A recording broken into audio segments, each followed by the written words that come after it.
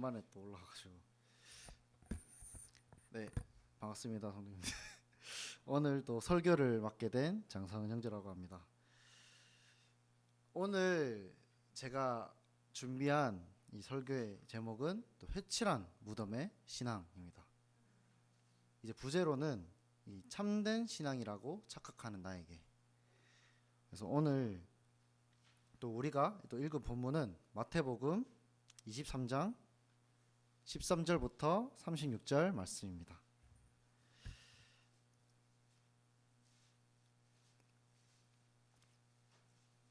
다들 또 아시는 또 말씀일 수도 있는데, 제가 이 본문을 이제 준비하고 묵상하면서 계속 들었던 생각이, 진짜 그 예수님이 하신 그 말씀 중에 어떻게 사랑의 말씀을 많이 하시고 어떻게 사랑을 전하셨던 그 예수님이 정말 가장 날카롭고 가장 아프고 또 가장 무겁게 하신 말씀이라고 또 생각이 많이 들었습니다. 그런데 이제 오늘 우리가 먼저 이 분명히 생각해야 될 것이 있습니다. 그리고 이 말씀이 단순히 그 세상 사람들을 향한 말씀이 아니라는 겁니다. 교회 밖에 또 불신자를 향한 말씀도 아닙니다. 이 말씀은 바로 이 하나님의 그 말씀을 알고 또 성도님들처럼 신앙생활을 하고 어떻게 보면 또 경건해 보이고 이 종교적으로도 흠이 없어 보이는 그런 사람들을 향한 말씀이라는 것입니다. 그래서 예수님은 죄인들아라고 부르지 않죠. 바로 외식하는 서기관들과 바리새인들아 이렇게 부르십니다. 그런데 우리가 또 알듯이 이 서기관과 바리새인들은 이 구원을 받은 또 하나님 나라의 백성이 아닙니다. 그러나 분명한 사실은 그 서기관과 바리새인들은 그 누구보다 하나님의 말씀을 가까이 두고 살았던 것입니다. 그래서 여기서 질문을 또 하나 던져보고 싶은데, 그렇다면 이 서기관과 바리새인들 구원을 받지 않은 하나님의 백성이라고 했죠. 하나님의 백성이 아니라고 했죠. 구원을 받지 않은. 그렇다면 이 말씀은 우리와 상관없는 말씀일까? 아니라는 거예요. 이 예수님은 이 말씀을 이 성경에 기록하게 하신 이유가 분명히 있다는 겁니다. 이렇게 구원이 없는 종교신앙, 이런 방식, 바로 우리처럼 이 구원을 받는 성도로서 이 성도의 삶 속으로도 충분히 스며들 수 있다는 겁니다. 그래서 오늘을 정말 이 본문을, 이 말씀을 들으면서 읽으면서 생각하실 게, 나는 구원받았는가가 아니라 지금의 내 신앙은 살아있는가 입니다. 그렇지 않으면 그저 그냥 익숙해진 형식뿐인 신앙을 살고 있는 게 아닌가. 정말 이 질문의 답을 같이 생각해 보면서 이 말씀을 보기 원합니다. 첫 번째 대지로 참된 신앙은 천국 백성으로 사는 신앙이다. 같이 13절 말씀 같이 한번 읽어보겠습니다. 시작. 하였을진저 외식하는 서기관들과 바리새인들이여, 너희는 천국 문을 사람들 앞에서 닫고 너희도 들어가지 않고 들어가려 하는 자도 들어가지 못하게 하는도다.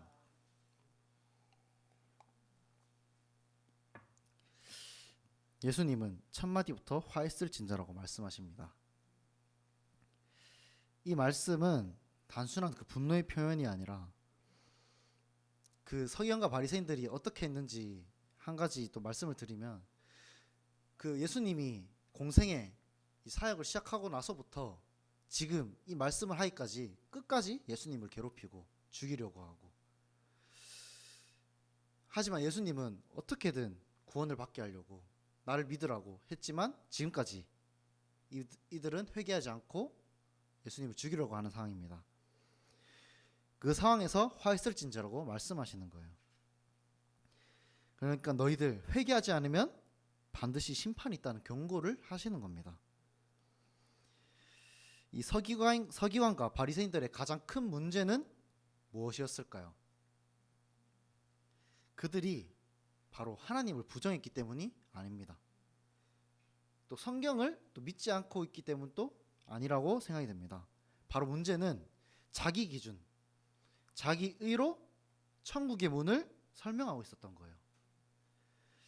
그렇게 그들은 이렇게 말했습니다. 이 정도는 돼야 신앙이지. 저 사람들은 아직 멀었어. 저런 모습으로는 하나님 나라 못 가. 나 정도는 돼야지. 그렇게 은혜의 문 앞에서 자기의라는 자기만의 방식으로 천국 문을 닫아버린 것입니다. 그렇게 여기서 이제 예수님이 말씀하시는 거죠. 너희들이 천국 문을 닫고 있다. 여기서 예수님이 말씀하시는 천국은 단순히 이제 죽어서 가는 장소만을 뜻하지 않습니다. 바로 이 천국은 하나님의 통치라는 것입니다. 바로 하나님이 왕이 되시고 그분의 다스림 안에 사는 삶이라는 것입니다. 그런데 이 바리새인들은 이 하나님의 통치가 아니라 자기 욕심으로 이루어지는 종교적인 천국을 만들고 있었던 것입니다. 그래서 예수님이 이렇게 저주하시는 거죠. 그렇게 참된 신앙은 내 욕심으로 그리고 하나님의 이름으로 포장하는 것이 아니라 하나님의 통치 안으로 들어가는 신앙이란 것입니다. 진짜 우리가 매 삶 속에서 하나님 제 인생의 왕이 되어 주십시오. 좀 이러한 고백을 하는 삶을 살아야 한다는 것이죠. 두 번째 대지로 넘어가겠습니다. 참된 신앙은 나를 위한 신앙이 아니라 하나님과 이웃을 향한 신앙이다. 15절 말씀 같이 한번 읽어보겠습니다. 시작. 화있을진저 외식하는 서기관들과 바리새인들이여 너희는 교인 한 사람을 얻기 위하여 바다와 육지를 두루다니다가 생기면 너희보다 배나 더 지옥 자식이 되게 하는도다. 여러분들 이 말씀이 바로 나라고 생각해 보십시오. 너무나 두렵지 않나요? 예수님은 그들의 열심을 부정하지 않으세요. 오히려 인정하십니다. 문제는 그 열심이 아니라 방향이었다는 거예요. 그들은 사람을 하나님께로 인도하지 않고 바로 자기들처럼 만들었다는 것입니다. 그러니까 이 하나님의 사랑 그리고 하나님이 주신 그 은혜의 말씀이 정말 전수되고 가르쳐야 되는데 그저 자신들의 방식으로 정말 살아가게 오히려 복제를 한 거죠. 나의 방식으로 내 방식으로 믿어야 돼. 나처럼 살아야 돼. 이 율법을 따라야 돼. 내가 만든 방식들. 이렇게 전수되는 겁니다. 그들만의 전통으로 전수가 되고 있습니다. 여기서 우리가 한 가지 또 걱정하고 유의해야 될 것이 있죠. 우리도 살아가면서 이러한 실수를 할 수가 있다는 것입니다. 친구든 우리가 이제 살아가면서 뭐 친구든 또 자녀에게든 아니면 또 뭐 부모에게도 할 수도 있죠. 우리의 방식으로 내가 정답이라 생각하고 말합니다. 잔소리도 하고 충고도 하고. 하지만 그게 정답이 아닐 때가 많습니다. 하지만 누군가 그게 아니야 라고 했을 때 우리는 어떤 생각을 하죠? 우리의 자존심이 들어가고 또 우리의 의가 들어가서 내가 맞아, 너가 틀렸어, 내 방식대로 해야 돼 라는 또 실수를 또 저지르게 됩니다. 그게 바로 교회 안에서 신앙 안에서도 있을 수 있다는 거예요.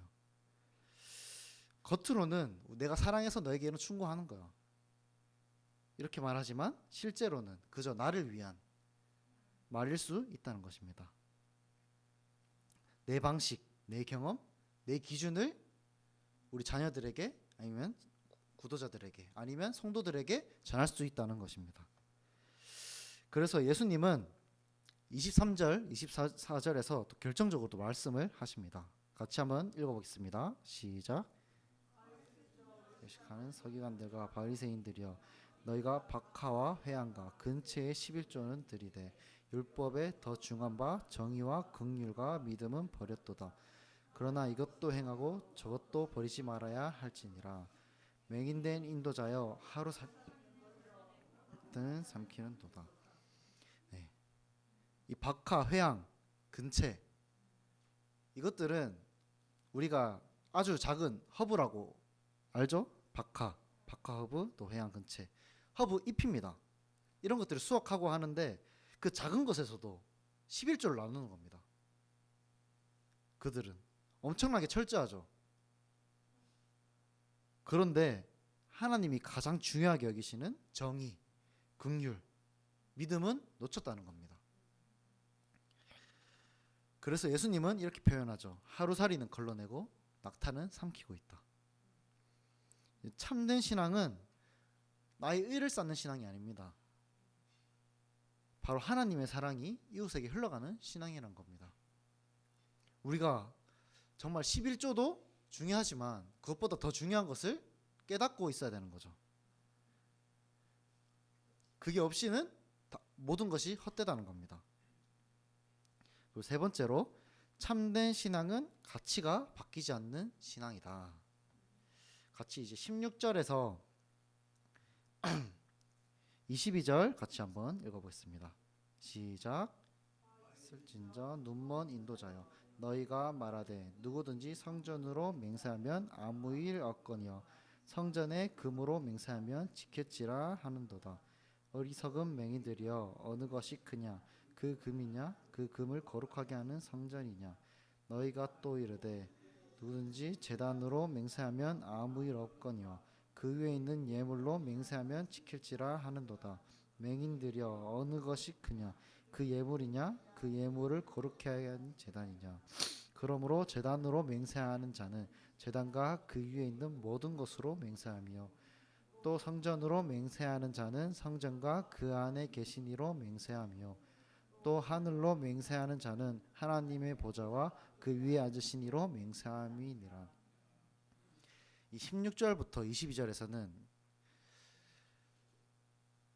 이 예수님이 이 그들의 왜곡된 가치관을 지적하십니다. 그들은 이 성전보다는 금을, 그 이 제단보다는 예물을, 그리고 하나님보다는 헌신과 자기들의 체면을 더 중요하게 여겼다는 거예요.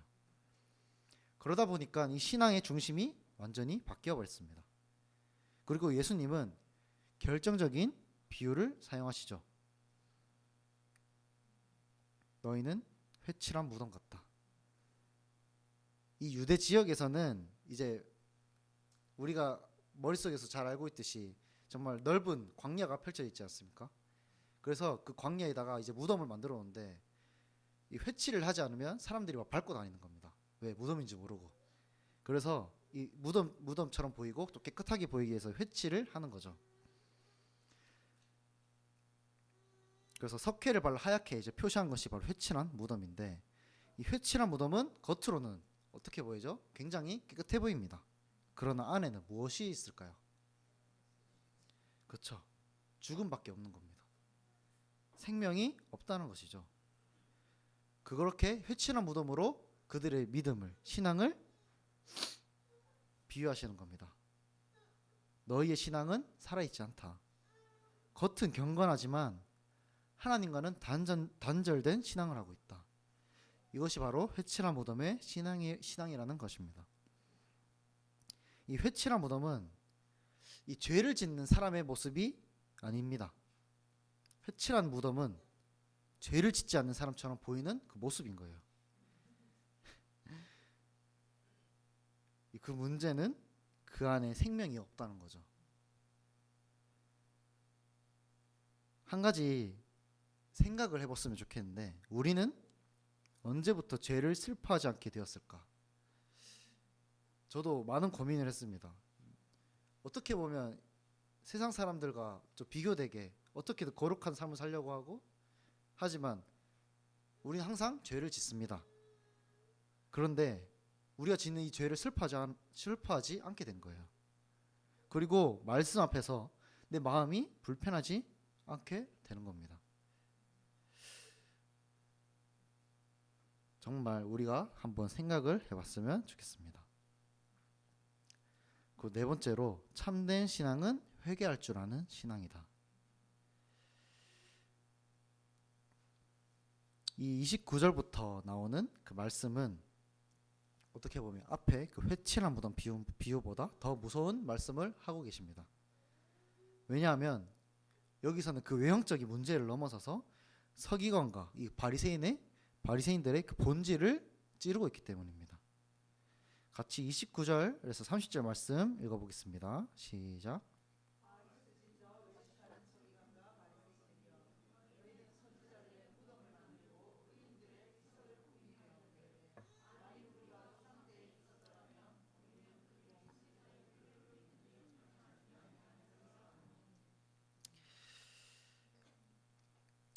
읽었듯이 당시 서기관과 이 바리새인들, 그 유대인들은, 유대 지도자들은 구약의 선지자들을 매우 존경했다는 것을 알 수 있죠. 그들은 이 선지자들의 무덤을 만들고 의인들의 비석을 세우고 그들의 희생을 기념했습니다. 이 겉으로 보면 굉장히 경건해 보이죠. 그리고 신앙의 역사와 그 전통을 존중하는 사람들처럼 보입니다. 이것만 봤을 때는 정말 하나님의 말씀을 믿고 따르고 있구나라고 생각이 들 수도 있어요. 그런데 예수님은 이것을 칭찬하지 않으십니다. 오히려 화했을진저라고 말씀하시는 거예요. 이 30절 말씀을 보시면 우리는 다르다. 우리는 그런 죄를 짓지 않았을 거야. 예수님은 이 말을 가장 교만한 자기 기만이라고 생각하시는 겁니다. 그 말 속에는 이런 전제가 숨어 있어요. 나는 회개할 필요가 없어. 문제는 늘 그 과거 그 유대 지도자들, 유대인들, 이스라엘 백성들이 저질렀던 거야. 그리고 모든 문제는 나에게 없어. 다 다른 사람한테 있어. 그래서 예수님은 31절에서도 이렇게 말씀하시는데 같이 한번 읽어볼게요. 31절 시작.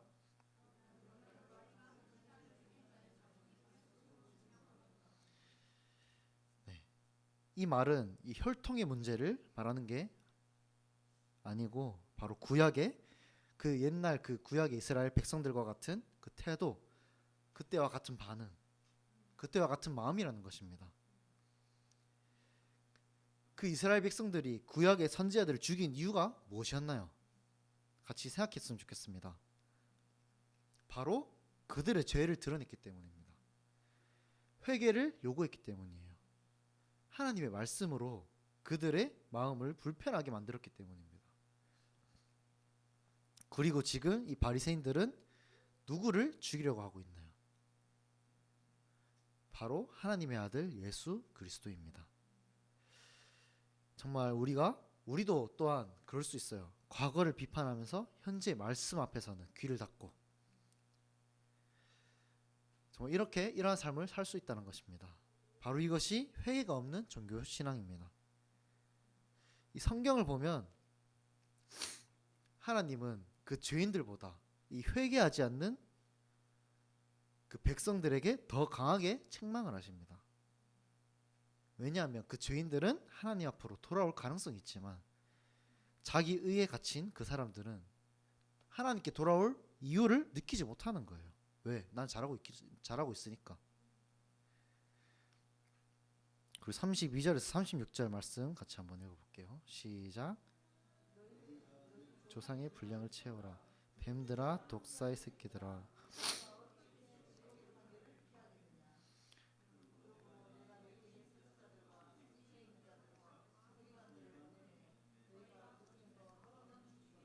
십자가에 못 박고 그 중에서 더러는 너희 회당에서 책찍질하고 이 동네에서 저 동네로 따라다니며 박해하리라.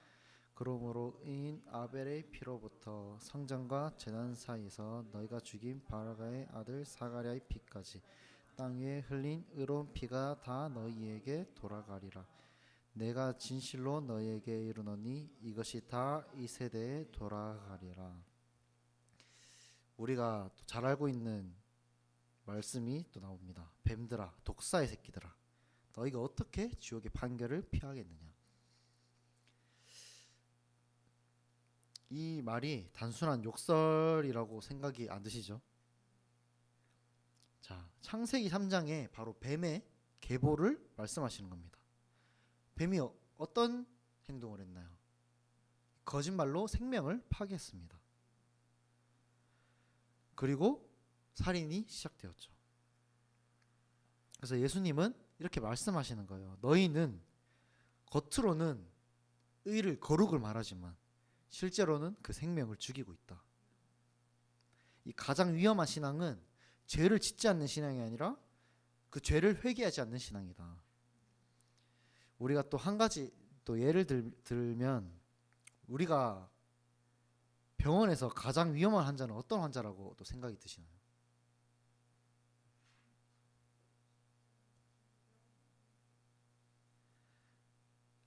바로 검사를 거부하는 환자입니다.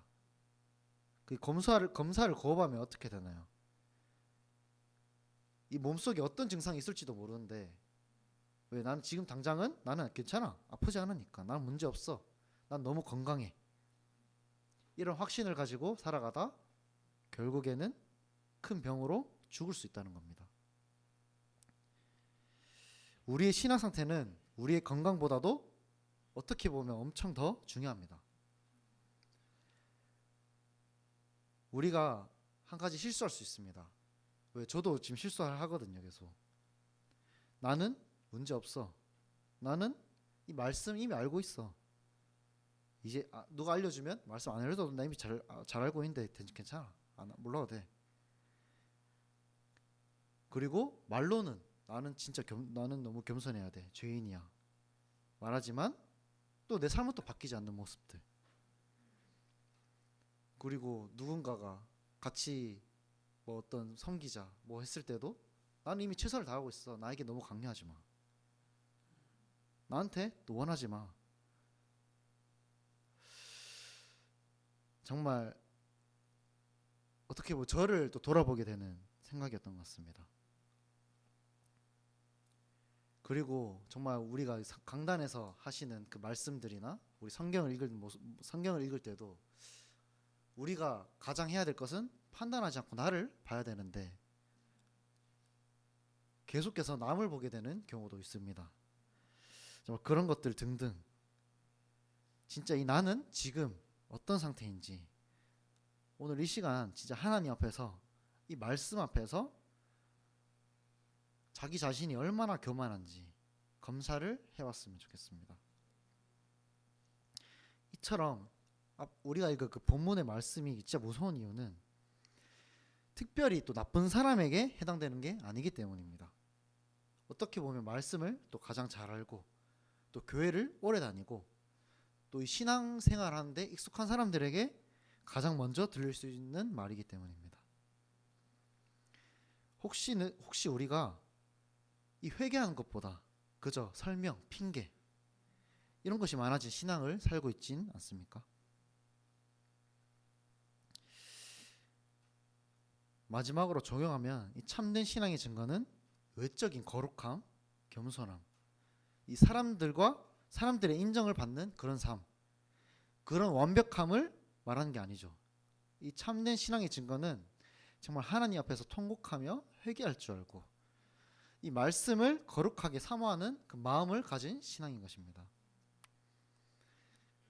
구약의 다윗 왕 잘 아시죠? 이 다윗 왕은 하나님 마음에 합한 왕으로 말씀을 하십니다. 그런 다윗이 왜 이렇게 어떻게 가장 좋은 평가를 받고 있을까요? 그 이유는 죄를 짓지 않아서가 아닙니다. 정말 그 죄를 고백하고 하나님 앞에서 무너졌기 때문입니다. 그 죄의 대가를 확실하게 받았습니다. 그 이후에 그 거룩을 사모하고 말씀을 사모했기 때문입니다.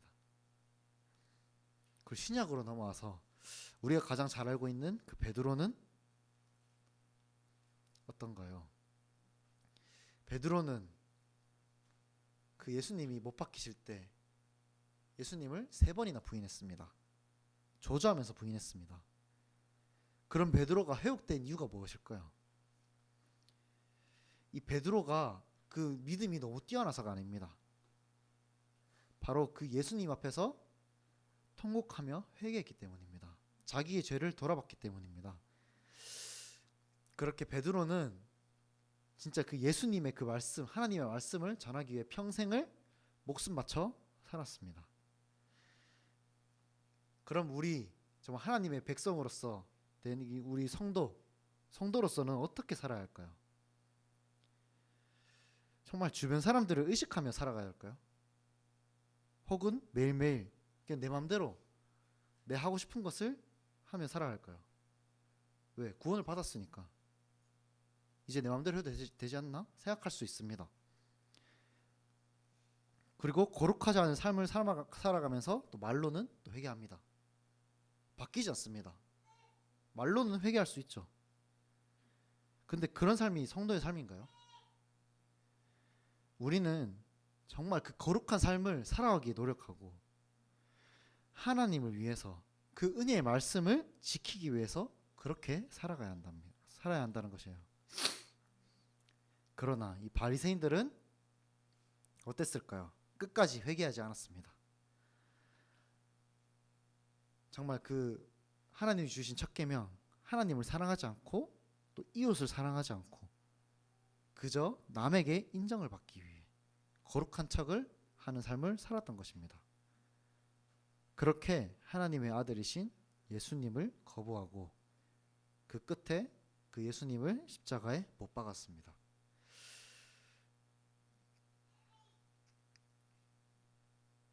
이 교만의 끝은 정말 회개하지 않아도 된다는 그 확신에서 나옵니다. 근데 그 확신이 스스로 어떻게 보면 스스로 그런 생각이 나는 이제 괜찮아, 나는 이제 교만할 거야 하는 게 아니죠. 자연스럽게 따라옵니다. 그리고 지금 너무 잘 살아가고 있잖아요. 성도님도 그렇고 제가 볼 때는 잘 살아가고 있는데 그래서 회개의 필요성을 더 느끼지 못할 때가 있는 것 같아요. 그래서 예수님은 강하게 말씀하셨던 겁니다. 그런데 이 강하게 말씀하셨던 이유가 바로 회칠한 무덤을 그런 신앙을 정죄하려고 했던 말씀이 아닌 것입니다. 바로 이 나를 따르지 않는 그 사람들에게 다시 생명을 주시려고 구원을 받게 해주시려고 했던 말씀인 것이에요. 우리가 신앙생활 하는 것, 교회 나오고 열심히 섬기고 사랑하고 하는 것들, 모든 것들이 익숙해질 수는 있어요. 그러나 우리는 예수님의 생명에서는 익숙해질 수가 없는 것입니다. 이제 다시 한번 우리가 생각했으면 좋겠어요. 이 하나님의 아들이신 예수님은 왜 죽으셔야만 했나요?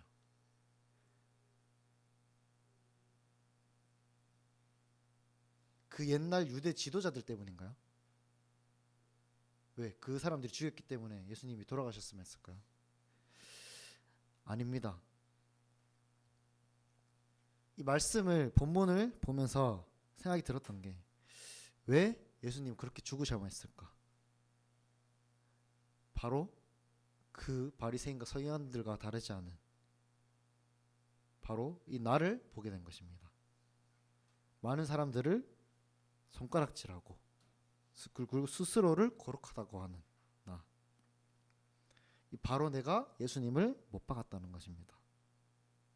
나의 죄 때문에.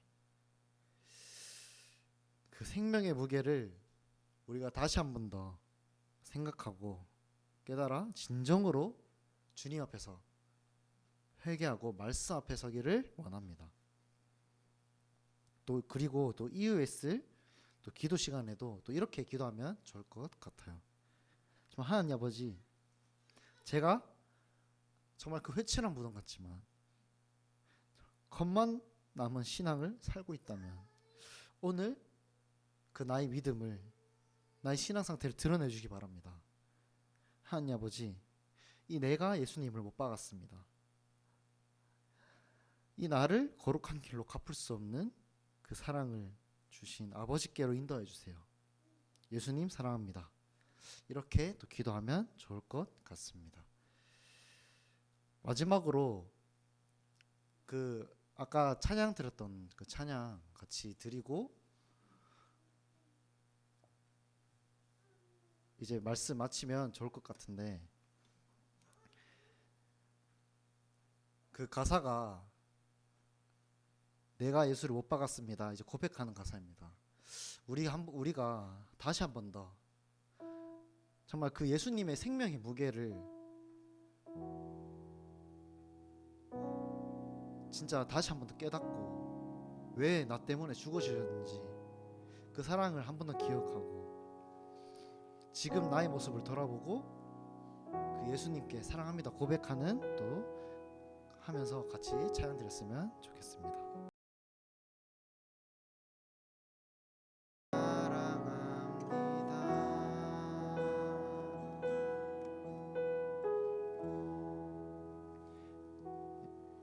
이상으로 말씀 시간 마치도록 하겠습니다.